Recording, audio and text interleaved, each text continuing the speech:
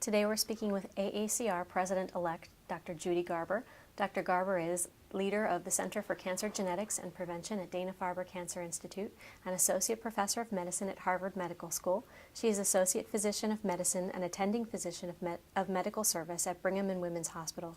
Garber is a senior editor of Cancer Prevention Research and a member of the editorial board for Cancer Epidemiology, Biomarkers, and Prevention, both journals of the AACR. Thank you for joining us. My pleasure. Would you describe the promise that PARP inhibitors have shown in women with BRCA1 and BRCA2 mutations in advanced ovarian and breast cancers?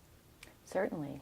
There are several PARP inhibitors currently in clinical trials, and there have been very encouraging results, even for women who have had quite a bit of chemotherapy previously for advanced breast and ovarian cancers.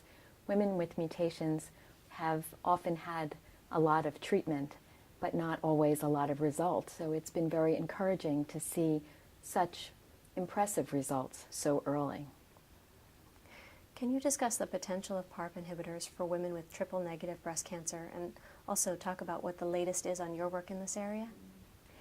So we've all hoped that BRCA1 and BRCA2 associated breast cancers were a tip of the iceberg, that there might be some tumors in women who don't have inherited risk, whose tumors were very similar biologically, and those tumors could be affected by the same drugs that suddenly were treating women with inherited risk.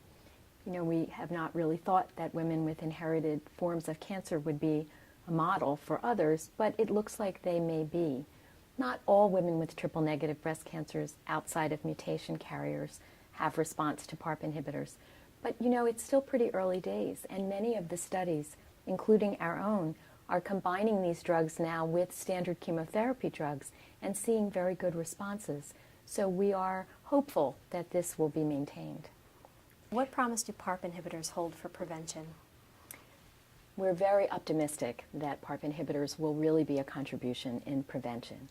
In the mouse models, PARP inhibitors can delay the development of breast or mammary tumors in the mice that have inherited mutations in BRCA1 or BRCA2. This is the first mouse model really to show such an impressive result in this population. We have to be careful because we don't yet know all of the safety issues with these drugs. So we're thinking about a different way of using them. Instead of giving them to women every day for years and years, perhaps they could take this drug for a month or a few months every so many years and try just to clean out those cells that are starting to transform and prevent cancers that way. It's a different way of thinking, but we're hoping that it will turn out to have promise. Would you describe some strategies for identifying patients among the larger population at risk in order to screen for known mutations so that they can take advantage of chemoprevention? So I think what you want to know is, how are we going to find those women who really will benefit from these agents? If the women who will benefit are all those with inherited risk, then family history is often the best way to find those women. And as soon as someone in the family has a breast or an ovarian cancer, particularly at a young age, many of the relatives will be tested and learn that they have risk. These days, their options for managing that risk are mostly screening or surgery. Maybe now we'll have something else to offer them. For women to know that they're at risk for triple-negative breast cancers without a mutation, we're still not very good at finding those women, although there's a lot of work going on, some discussed at this meeting, for ways to try to find them within the bigger population. Finally, you will become AACR president next April.